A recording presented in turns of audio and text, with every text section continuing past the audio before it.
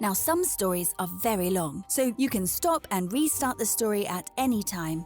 I'll leave a pause between chapters, so if you want to press pause, that seems like an obvious place to do it. A pause with a pause. All right, let's go. The Tale of Henrietta Hen by Arthur Scott Bailey. A Speckled Beauty. Henrietta Hen thought highly of herself.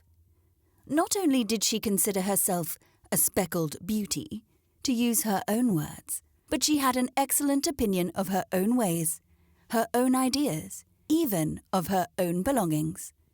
When she pulled a fat worm or grub out of the ground, she did it with an air of pride, and she was almost sure to say, "There, I'd like to see anybody else find a bigger one than that." Of course, it wouldn't really have pleased her at all to have one of her neighbours do better than she did. That was only her way of boasting that no one could beat her.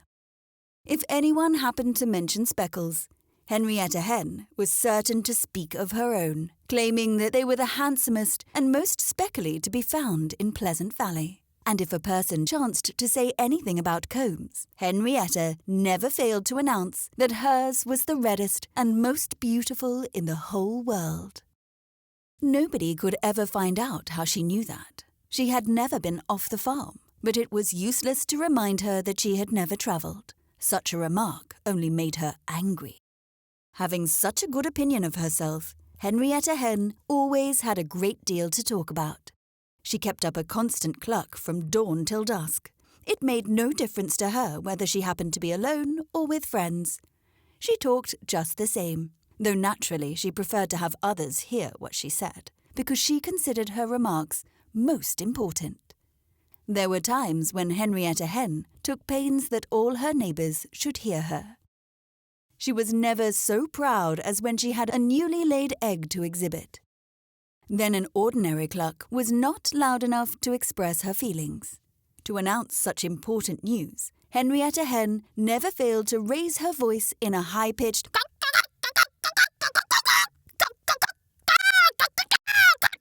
This interesting speech she always repeated several times, for she wanted everybody to know that Henrietta Hen had laid another of her famous eggs.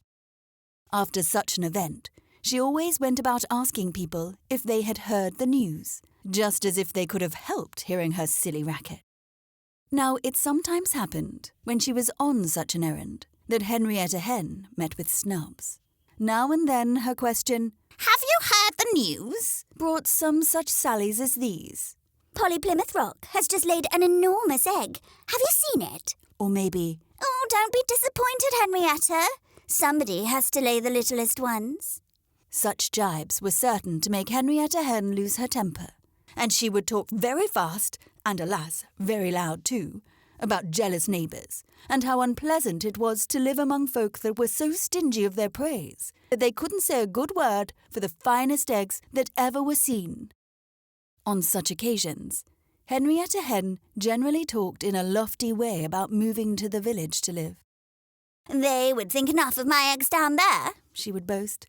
"Boiled, fried, poached, scrambled, or for an omelette. My eggs can't be beaten."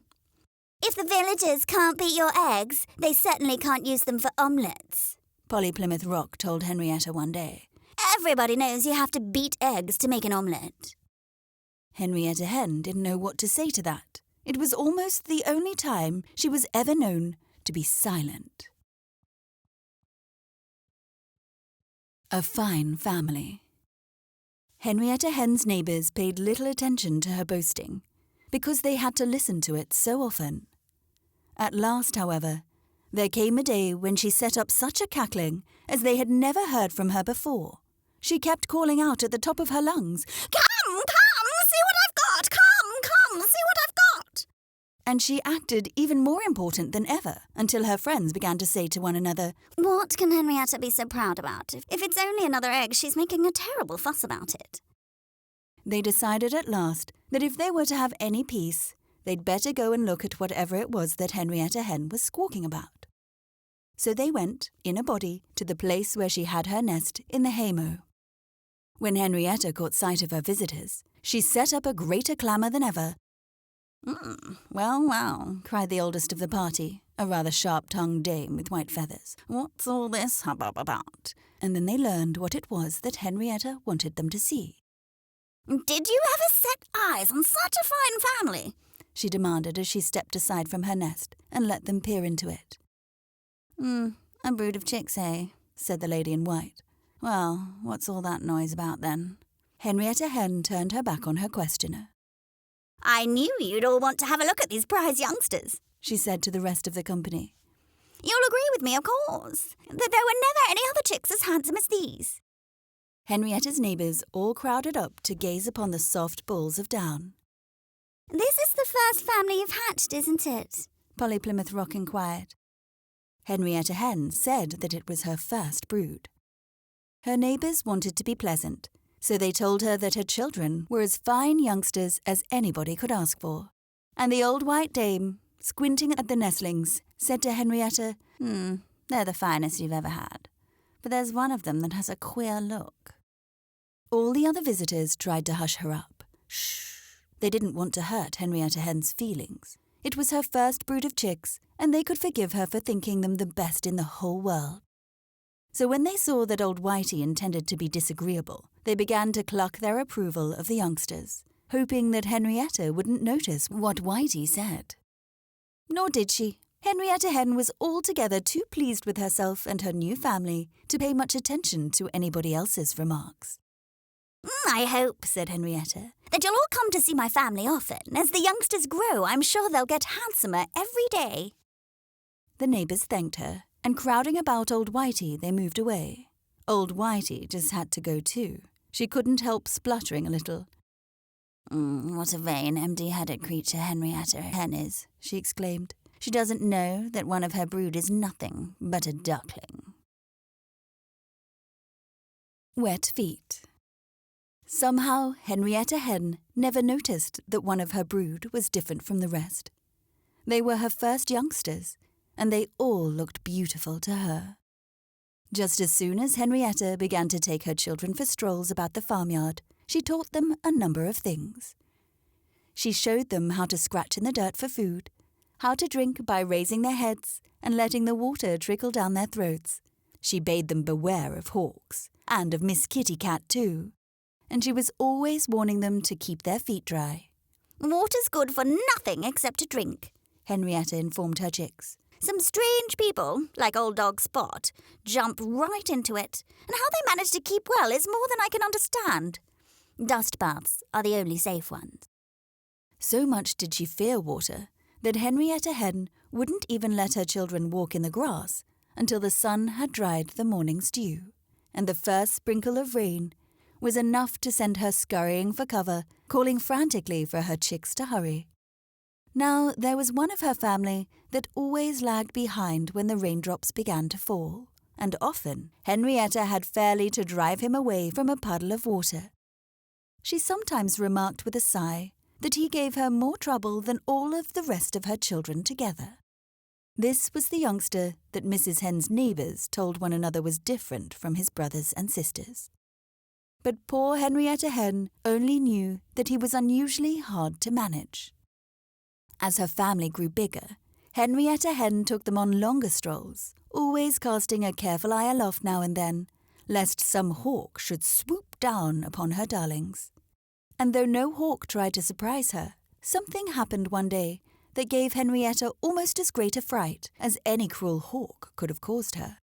They had strayed down by the duck pond, had Henrietta and her children, stopping here and there to scratch for some tidbit or to flutter in an inviting dust heap.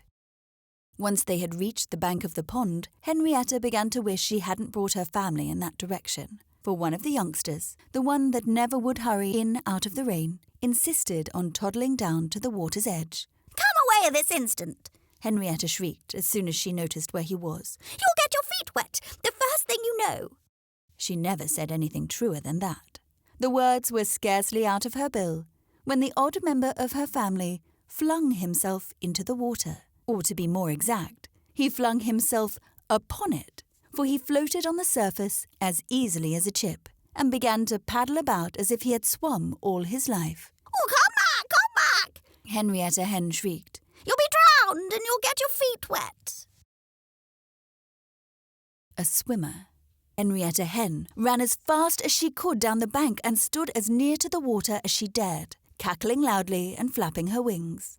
Her child, who was swimming in the duck pond, seemed to have no intention of minding her, nor did he seem to have any intention of drowning. And as for getting his feet wet, he acted as if he liked that.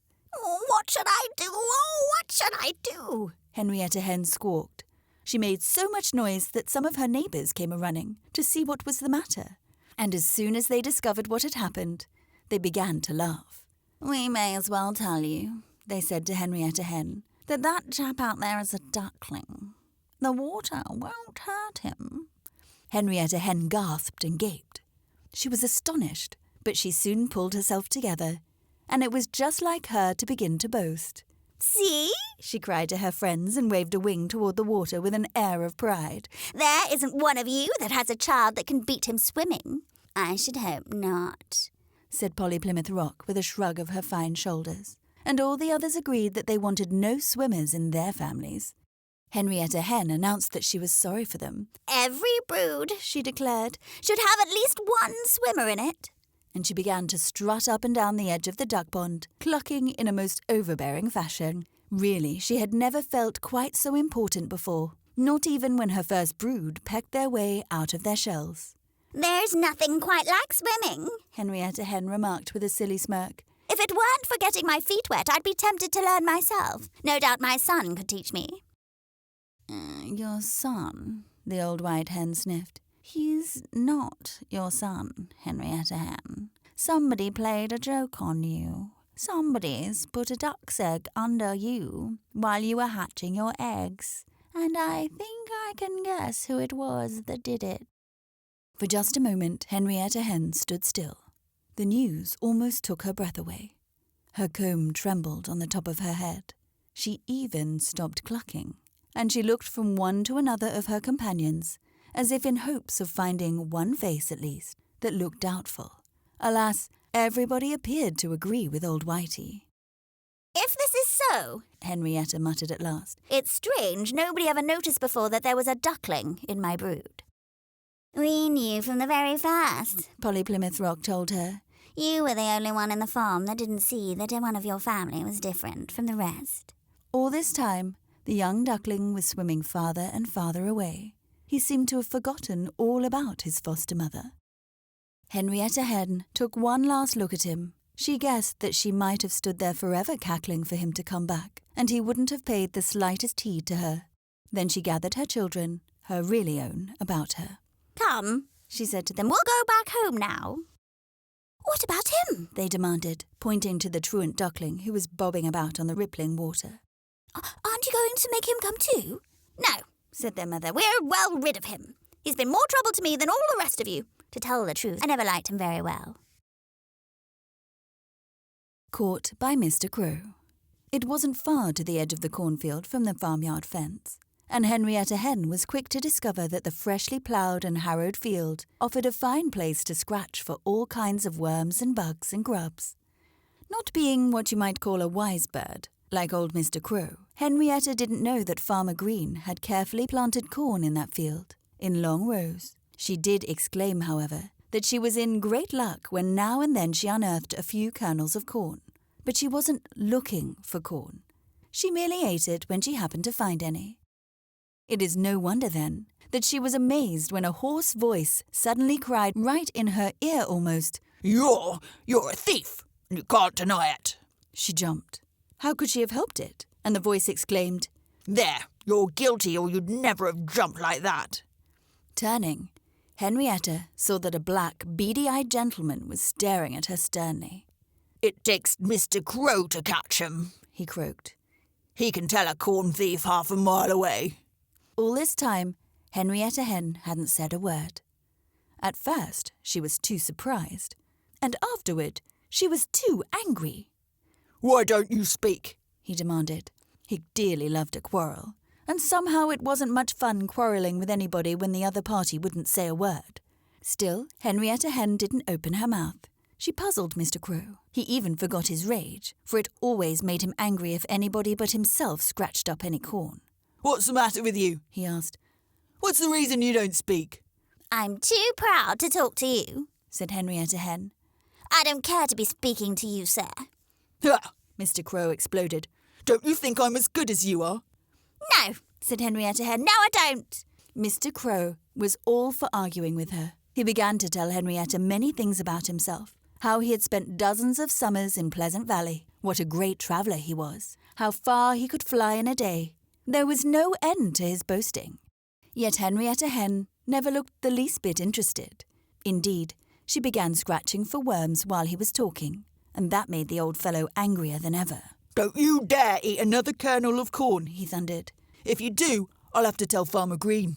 He feeds me corn every day. Cracked corn, said Henrietta. Well, I never, cried Mr. Crow. What's he thinking of wasting good corn like that?